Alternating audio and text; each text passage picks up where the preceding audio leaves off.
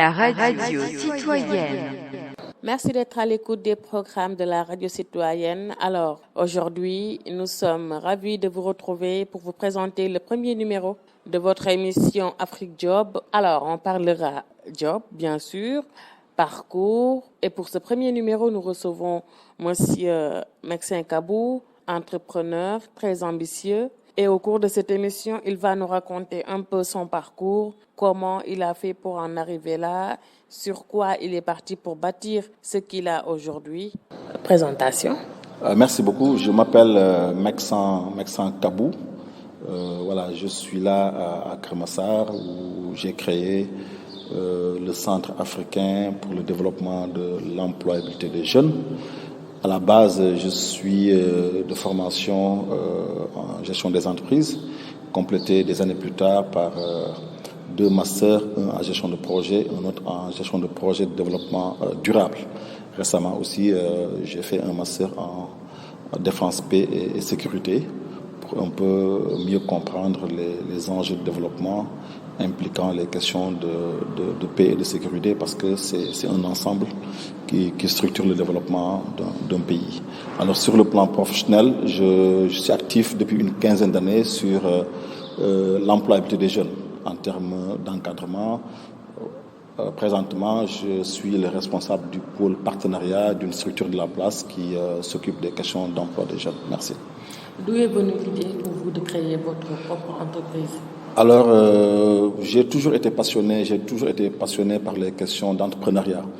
Je n'en suis pas à ma première tentative. J'en ai fait dans le domaine du commerce, dans le domaine de l'aviculture, de la production maraîchère, avec des résultats un peu mitigés.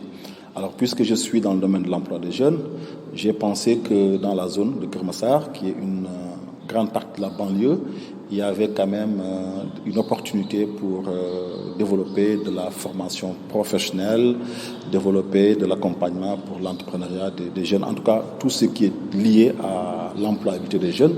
Alors ce projet, je l'ai mûri depuis presque 5 ans, mais c'est vraiment l'année passée que je me suis dit, mais tiens, les conditions sont réunies, d'autant plus que j'avais au niveau de mon domicile et voilà, assez d'espace pour pouvoir démarrer ce qu'on a fait. On a commencé les travaux depuis 6, 7, 8 mois et là vraiment on a pu démarrer. Alors le CADEJ, c'est l'entité, la grande entité. À travers le CADEJ maintenant, on a lancé par exemple l'Institut africain Futur Métier qui fait de la formation diplômante niveau BTS. On a lancé à travers aussi ce CADEJ un centre de ressources pour la préparation aux examens et concours. On a lancé un institut de langue, tout ça pour vraiment diversifier l'offre qu'on va apporter aux jeunes, sans compter bien sûr le centre d'incubation qui est inclus dans ce centre-là, qui s'appelle Nabuka Hub. Voilà, merci. L'employabilité des jeunes, un grand défi à relever pour le Sénégal et pour tous les pays africains, je dirais, surtout dans ce contexte de crise sanitaire où nous sommes. Dites-nous un peu comment vous vous en êtes pris. Tout au début, c'était comment ? Pas facile du tout, mais c'est ça aussi le propre de l'entrepreneuriat. C'est vraiment constater des problèmes, des besoins, des manques, n'est-ce pas, des frustrations que vivent les populations et essayer d'apporter une réponse à travers la structuration d'un produit ou d'un service. Alors, on a constaté, nous, en tout cas, qu'au niveau du Sénégal, il y a un problème vraiment d'employabilité. Le chômage, il est très, très développé. Alors, les raisons, quand on analyse ce chômage-là, on peut les lier, c'est vrai, à une faiblesse des opportunités parce qu'on a une économie qui est peu créatrice d'emplois. Mais par ailleurs aussi, on remarque que des jeunes, particulièrement, ont des difficultés à remplir les critères qui sont exigés pour pouvoir trouver un emploi. Et c'est ça ce qu'on appelle un déficit d'employabilité. L'employabilité étant définie comme cette capacité-là à trouver un emploi et à s'y maintenir. Alors, aujourd'hui, avec la compétition qui est devenue très forte, il faut vraiment être très, très compétent.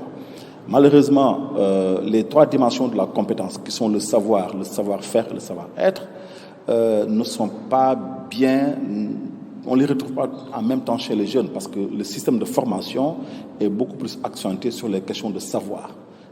Très peu de pratique, mais aussi un problème de savoir-être. Mais pour le savoir-être, c'est une responsabilité aussi des familles.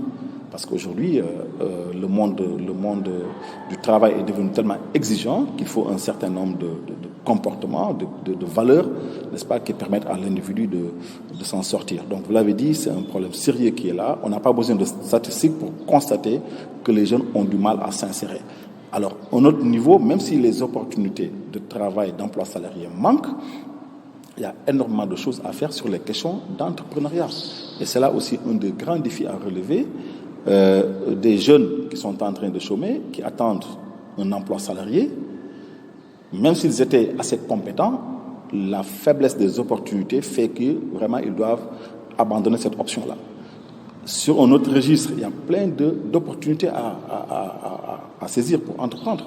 Il suffit de voir tous les problèmes qui nous entourent, transport, nourriture, éducation, et tout ça, c'est des opportunités pour l'entrepreneuriat. Donc vraiment, les jeunes doivent maintenant essayer de faire de l'entrepreneuriat une option première, une option sérieuse d'insertion. Et donc, toute l'employabilité doit être, à mon avis, réorientée pour avoir des profils qui sont des profils d'entrepreneurs. Votre cible, c'est les jeunes. Maintenant, dites-nous, qu'est-ce que vous proposez à ces jeunes-là et les futurs métiers dont vous parlez, c'est quoi? Alors aujourd'hui, pour nous, les futurs métiers, c'est à la base tout ce qui est lié au numérique, par exemple.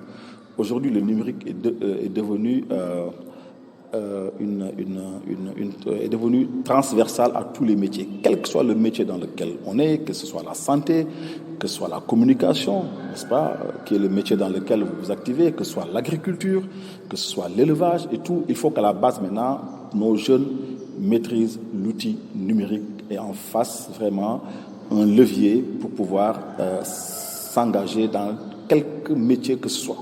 Ça, c'est important. Alors, donc ça veut dire que tous nos jeunes aujourd'hui doivent pouvoir être formés sur les questions numériques, qu'ils soient destinés à une carrière dans la santé, dans l'éducation, dans l'agriculture, whatever. Alors, pour parler des autres métiers qui, selon moi, sont des métiers d'avenir, aujourd'hui, dans l'avenir, tout ce qui est lié à l'agroalimentaire, les défis d'alimentation vont se poser, et se posent déjà, n'est-ce pas? Avec la pandémie, tous les métiers qui seront liés à la biologie, n'est-ce pas, ce sont des métiers d'avenir. Alors, tous les métiers, par exemple, qui sont liés, par exemple, je ne sais pas trop aux questions comment je l'appelle, liés un peu au commerce digital, par exemple. Parce que tous les métiers vont aller vers ça. De plus en plus, les modèles économiques traditionnels vont disparaître. Ce qui fait que la distribution, la transformation, n'est-ce pas, va aller vers le digital et même la communication. Donc aujourd'hui, surtout par rapport à la communication, je dis qu'aujourd'hui, il y a vraiment beaucoup d'opportunités. Toutes les organisations sont maintenant obligées d'avoir quelqu'un qui s'occupe de leur communication digitale. Donc quand je parle de métiers d'avenir, c'est par rapport à ces métiers-là. Il y a aussi tout ce qui est lié à l'artisanat, mais un artisanat qu'on va sortir un peu de nos ateliers traditionnels. Aller vers la pratique. Vers la pratique, mais surtout aussi utiliser le numérique comme levier. Hier, j'ai rencontré un partenaire avec qui on est en train de discuter, qui a une plateforme où il y a une quinzaine de métiers, n'est-ce pas, qu'un jeune peut apprendre à travers vraiment un outil numérique, une plateforme numérique. Et même une application qu'il peut télécharger, suivre par exemple le métier de menuisier métallique, n'est-ce pas, en wolof, ou bien en manding et tout. Ils l'ont codifié dans plusieurs langues, des langues locales, n'est-ce pas? Donc pour moi, c'est vers ça qu'on doit aller, pour que les milliers de jeunes qui sont en formation dans ces ateliers traditionnels-là, qu'ils puissent avoir un plus sur le plan théorique, mais aussi sur le plan comportemental. Et ça, c'est des choses qu'on compte vraiment développer ici pour sortir un peu des sentiers battus. Exactement. Vous êtes jeune entrepreneur, vous avez pu fonder quelque chose. Selon vous, qu'est-ce qu'il faut à ce jeune qui veut lancer son projet et qui vraiment a envie d'aller de l'avant? Alors, pour moi, en matière d'entrepreneuriat, c'est d'abord un état d'esprit. Il faut que, dans sa tête, qu'on sorte d'une mentalité de demandeur d'emploi, de quelqu'un qui veut être un salarié. Ça, c'est important. C'est d'abord une rupture au niveau individuel. Le deuxième niveau, c'est pouvoir identifier des opportunités. Et c'est là où je dis, ce qui peut faciliter cela, c'est la curiosité, une disposition qui pousse l'individu à bien observer son environnement. Parce que c'est de là-bas qu'on voit les opportunités. Qu'est-ce qu'il y a comme frustration aujourd'hui? Je donne un exemple. Vous avez quitté Dakar, vous venez à Kermassar avec beaucoup de difficultés. C'est une frustration. Alors, quand moi, vous me racontez votre péripétie aujourd'hui, j'ai dit, mais tiens, qu'est-ce que moi, je peux avoir comme produit ou comme service, n'est-ce pas, que Kumba trouverait normal à payer 1000 francs pour ne pas vivre, par exemple, tout ce qu'elle a vécu. Voilà. Ça peut être dans beaucoup de domaines. Donc, d'abord, sortir de la mentalité de salarié, avoir de la curiosité intellectuelle, n'est-ce pas? Et maintenant, le reste, c'est vraiment être un homme d'action. Parce qu'on ne pourra jamais faire le tour d'une question avant de se lancer. Il faut avoir aussi le goût du risque. Ça, c'est fondamental. Ça, c'est fondamental. Sinon aussi, on ne se lance jamais. Parce que attendre d'avoir des certitudes pour se lancer, c'est pas possible. C'est pas possible. Selon vous, c'est quoi la motivation? La motivation, c'est un peu une envie de se surpasser, de se réaliser, de contribuer. Pour moi, en tout cas, ce qui m'a le plus motivé, c'est cette possibilité-là que j'ai d'impacter dans ma communauté.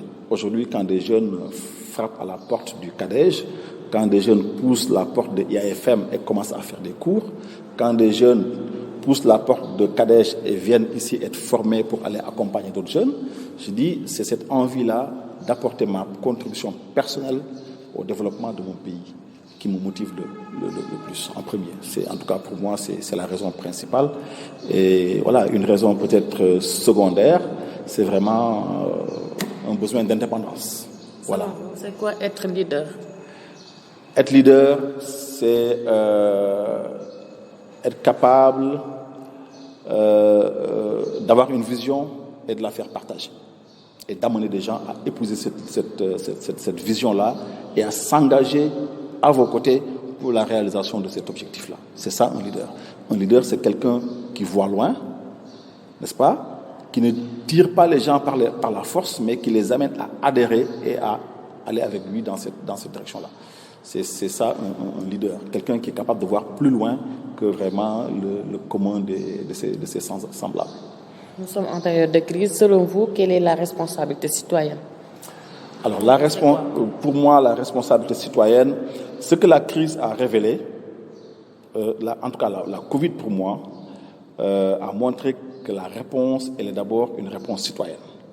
Parce que jusqu'à présent, en tout cas, d'après les scientifiques, c'est pas pour demain que la pandémie va disparaître. Alors, la meilleure solution, c'est tout ce qu'on appelle les mesures barrières. Les mesures barrières, c'est des comportements individuels, c'est des comportements citoyens. Donc aujourd'hui, pour moi, la citoyenneté est au devant, à mon avis, du combat contre la Covid. Ce combat sera gagné, à mon avis, par une attitude citoyenne.